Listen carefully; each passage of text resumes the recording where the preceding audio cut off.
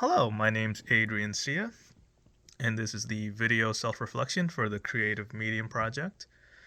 So, first question: do you consider yourself to be a creative person?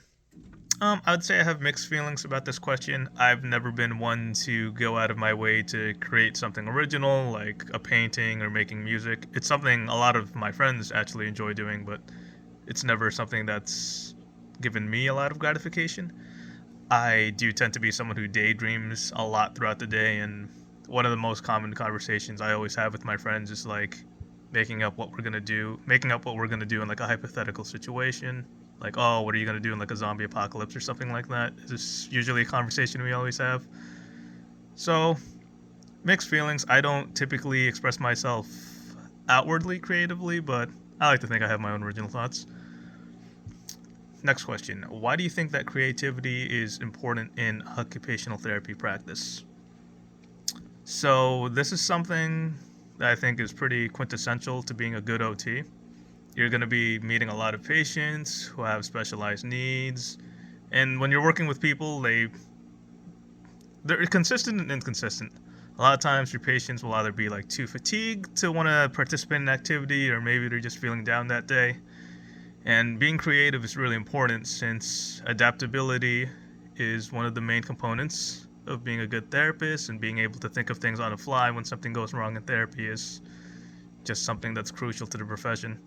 Um, when I used to work as a rehab aide, a lot of times things would go wrong because, of course, you're seeing people at the low points of their lives. So, being able to think of things on the fly to help adapt activities to where they're currently at is something that's very important to the job. How did you do with painting and sewing? I expected it to be a lot harder than it actually was. I had some help from my mom since she knew how to embroider already, but her vision's been getting worse over the years and she refuses to wear her glasses, so that's a whole different tangent. But she guided me through it. It took me a lot of time to actually get the thread through the needle to actually be able to start embroidering. But once I was actually like weaving the needle in and out, it was a lot easier than I expected it to be, and it was actually a very relaxing experience. So overall, I had fun with it. I ended up making this little bee here with a bee kind. I've always liked dad jokes and puns like that.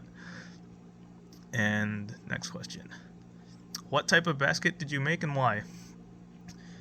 Well, here are some of the baskets I made. I ended up choosing pipe cleaners because it was a readily available resource.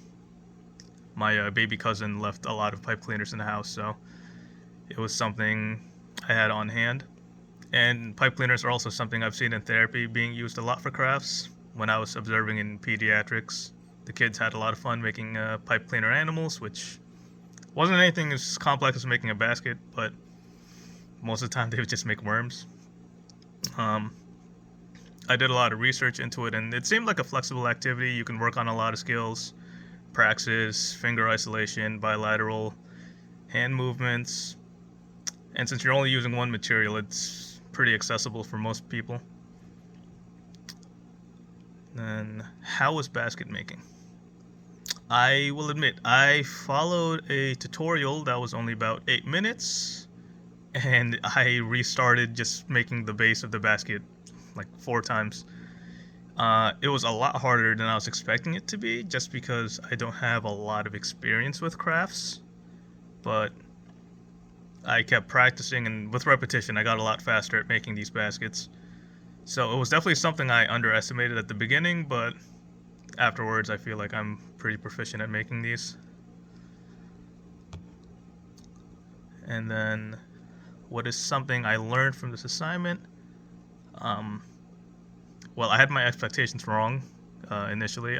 Embroidery ended up being a lot more fun and relaxing than I was expecting it to be, and making a pipe cleaner basket was something that took me an embarrassing amount of time to do initially.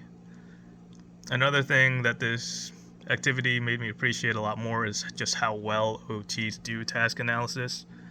I remember before coming into this program, I'd watch the hand therapists I was observing at the time play a lot of games with her clients, and I didn't really pick at her brain to understand what she was doing.